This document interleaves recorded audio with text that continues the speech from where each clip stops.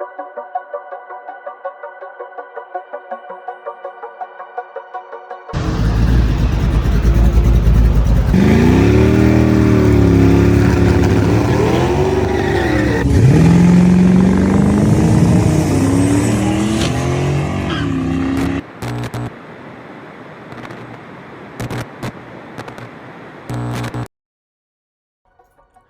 is going on, everybody, and welcome back to another episode.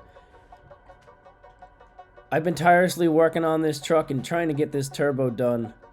I had to do two variations of it because the first one came out absolutely horrible.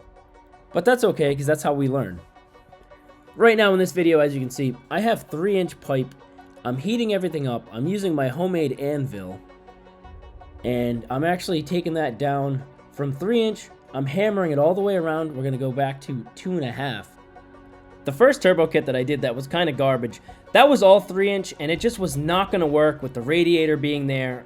Then I was looking at different options to put the radiator in the back, and that kind of got into a cluster. So I decided, let's drop down to 2.5, and we're going to keep that radiator just where it was intended to be, right from factory. That way, I don't have to make any new lines, and I can kind of just keep it simple, because there's so many other things that has to be done on this truck, including a surprise that I'm not going to reveal in this video because it's not here yet. I'm hoping it's here in about 2 to 3 weeks.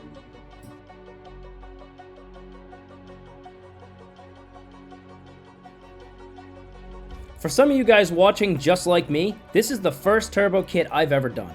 To make this easier, I bought an exhaust kit that had straight pieces, 45s, 90s, and 180-degree manual bends. It's making it so much easier because I can just cut and position things as needed. I don't have a tube bender, and I'm not doing pie cuts this time, so it's going to make my life so much easier starting with a kit like that. This kit just happens to be 2.5-inch diameter, 304 stainless steel. It's not the highest quality stainless, but it's welding pretty decent. I'll leave the link in the description for the exact kit that I got.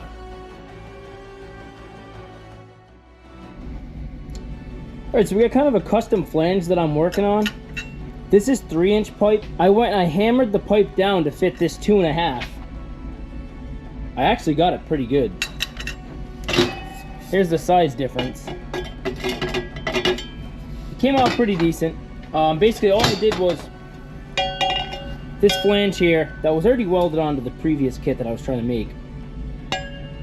Stuck it right in the vise. I took my torch and I went like this, and I just used my hammer and the torch, and I just spun around and kept hammering, and I did enough circles where we ended up with that. Unfortunately, the GoPro died, so I didn't get it on video. But it's a pretty nice, tight fit. Everything's all even. And that's our reducer. So once again, like I said, we're going from 3-inch exhaust down to a 2.5. And my whole plan here, I wanted to have a V-band on this. This one I actually welded on upside down. It worked out anyway, so it's not really a big deal. But our turbo kit over here, I wanted to change it up a little bit. I wanted to put this radiator up front so it makes our life a little bit easier. So that's been my whole plan. That kind of changed a little bit. The toughest part about this whole thing is making all the piping flow so it's not going to be in the way of anything. When you put one thing in another place, it cancels something else out. That'll be a problem. So it's kind of process of elimination, figuring out what's going to work without interfering with other stuff. So as of right now, everything's looking pretty decent. I'm just trying to figure out this whole area right here, how I want to come up. Maybe I can do a 90 like this and have a little 90 off of that shooting straight up for the turbo. Also, I have to worry about clearance for the tire too. Let's see what we have for options. We're going to get the turbo placed over in this spot and just kind of go from there. So in order for this to work, here's our turbo piping right here, and our turbo is kind of right here. So we basically need something to come off here and almost make like an S type of shape. Something like that will connect everything perfect. The turbo will be right out of the way of everything. It's just going to be a little challenging to build that. I've never done that before. So let's dive in. Let's see what we can do. I believe the easiest way to achieve this S pattern that we need, if we measure right in the middle of this, chop it right down the center. Take this tube and flip it this way, then you're gonna have a perfect S. Chances are we're gonna have to cut it right where the bend is done, because it's kind of a tight area. But I think that could work. We'll see what we can do. We'll get it kind of fit in place. If we have to chop some off, we can. Even if we have to take some out of the middle and kind of narrow it a little, I think that's our best bet. So let's find the center and let's make it happen.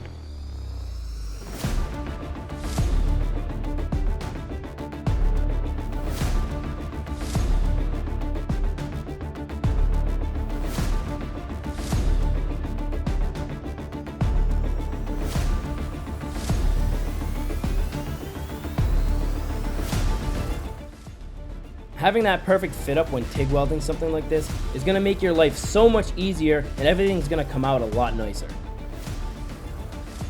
So that's what we wanted, and that's pretty much what we got. I have to file down a tiny little area to make it fit better.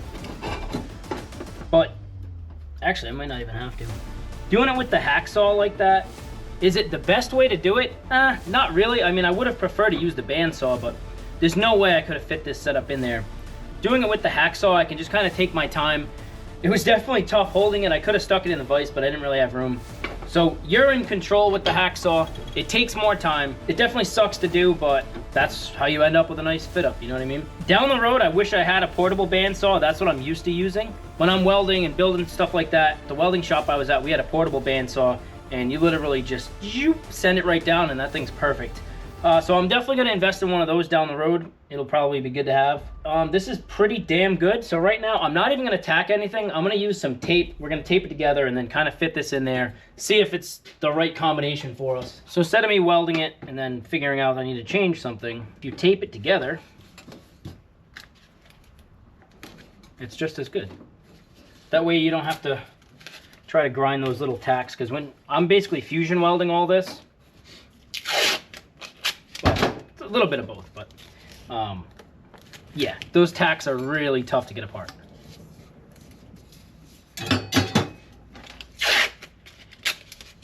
Can't go wrong with the old blue painter's tape.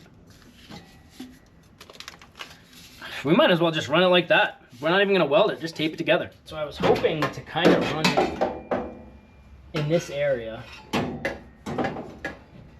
Let's get the turbo out of the way. I actually have it hung from the ceiling, so it's pretty cool. It honestly helps out quite a bit.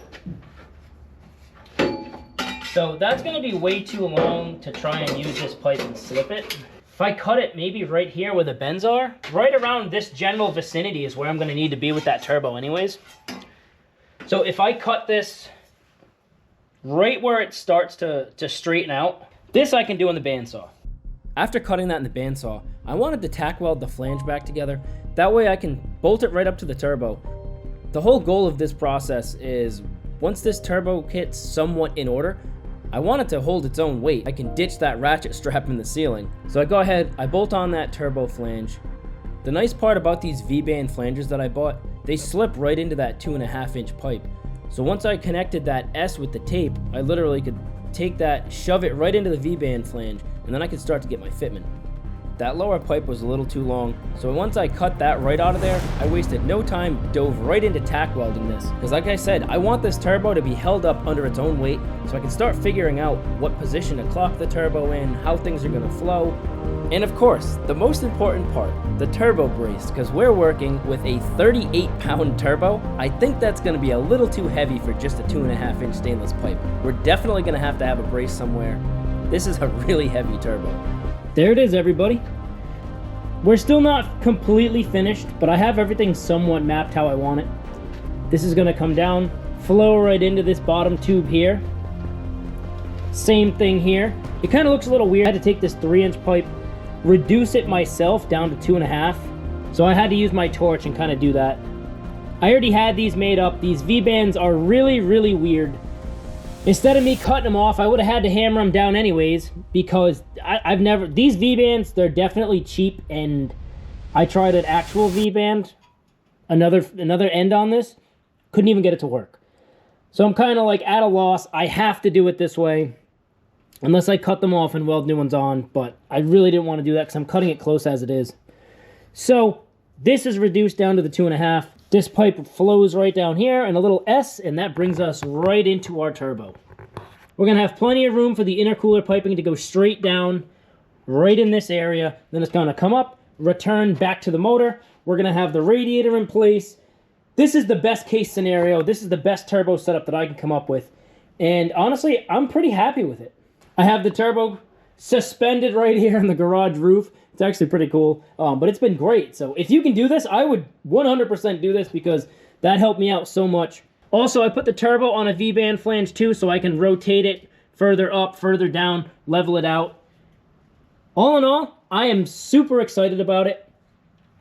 We're going to have our turbo drain line, and it's going to come right over here to our front cover, and our turbo feed is going to come right over the top of the motor and go right to that. The next thing that we're going to have to do once I get this fully welded, we're going to have to put on our wastegates. We're going to be running two 50mm wastegates here. I did grab a blow-off valve. This is a 50mm. We're probably going to have that, I would say, somewhere over here if that pipe's coming up over here. So we'll have that right up top.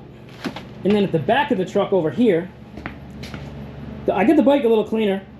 I did rinse it off the other day. This thing will polish up pretty good. Very ecstatic about that. But over here, our wastegate. I purchased two of these. These are 50mm wastegates. The plan was to take them, probably going to have them something like that on each side. I don't really know if I should run one or if I should run two. Most of the time I see people running two.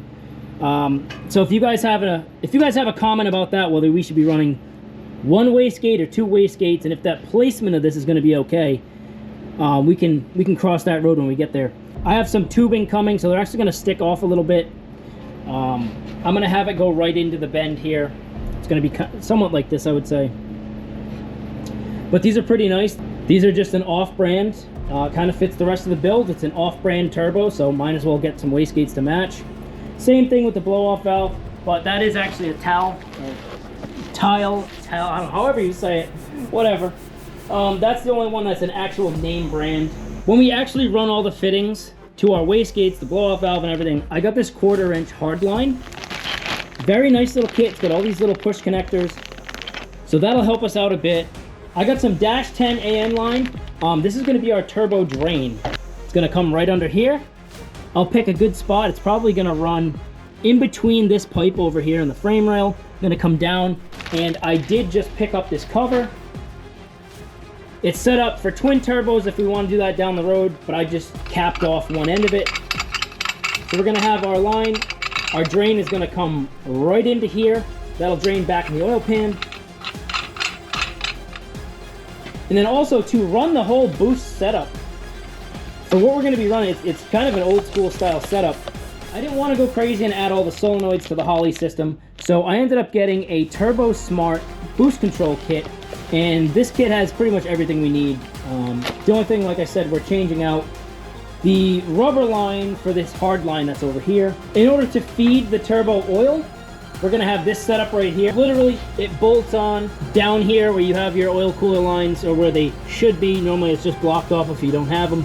So that's going to come up right over the top of the motor, and we'll have that connected right to that turbo. That'll feed it. You guys already know how I'm going to drain it with this line right here. That'll go straight down right into the oil pan. It's going to be perfect because it's the closer the better, and that's going to be draining to the lowest point of the oil pan almost, so we're going to have no issues with flow. The other thing that'll help with this build, over in this area, I do have a fuel gauge, so I can tell how much I'm running for fuel pressure and if it's any changes, how the pump's doing. With the holley system, it actually comes built in. You can read your fuel pressure right on the handheld, but you have to buy the sensor separately. Well, I have the fuel pressure sensor now, so we're gonna tap in right here. Same spot. I'm probably just gonna take out the gauge because there's no need for it anymore. This is gonna go right in its place. We're gonna have our fuel pressure right on the gauge itself. That's gonna help me quite a bit because I'll know what's going on. When I'm ripping the truck, I can look at the data logs and see if the fuel pressure changed, how this pump's doing, if we're running out of fuel pressure. I've never had any V8 turbo like this. This is my first turbo setups. There's a lot of stuff that I have no idea what I'm doing, so I'm gonna have this thing tuned. I'm sure once I finally get this thing over to a dyno, the tuner is gonna wanna be able to see that fuel pressure where it changes, if it dips off at a certain point. Right now, I can already tell you one thing. These injectors are gonna run out. That's one thing I haven't bought yet. I haven't gotten any injectors. I do have to do some research on that. The fuel pump's gonna have to get upgraded. The injectors are gonna have to get upgraded. But at the moment, this is what I have for you guys. I hope you guys like this setup. This setup is so much better, honestly. The old setup that I had, I was gonna have to run the radiator in the back of the truck, and it's just not really what I had wanted to do, because this is still kind of a street style truck. I mean, it's not a full out race truck. The most expensive thing on this truck was probably that holley system. Everything else is pretty budget friendly. I hope you guys like this video. We're finally starting to make a little bit of progress. There is one component coming in. I don't know when it's coming in, but you guys are probably gonna be mind blown that I actually pulled the trigger and I actually did this. As usual, guys, thank you for watching the DeRosa Driven YouTube channel. Please smash that subscribe button. We made it to 748 subscribers, and honestly, guys, I am thrilled to death we made it that far. We're trying to reach 1,000 subscribers for a little while now, and we're inching towards it, and I'm super happy. I have till May to get my 1,000 subscribers on my watch hours, so if you guys don't mind, hit that subscribe button. Watch a video, share a video, maybe one of your friends likes it. That 1 year anniversary is coming up. It's right around May. If you guys could do that for me, I would greatly appreciate it, and I will catch you guys on the next one.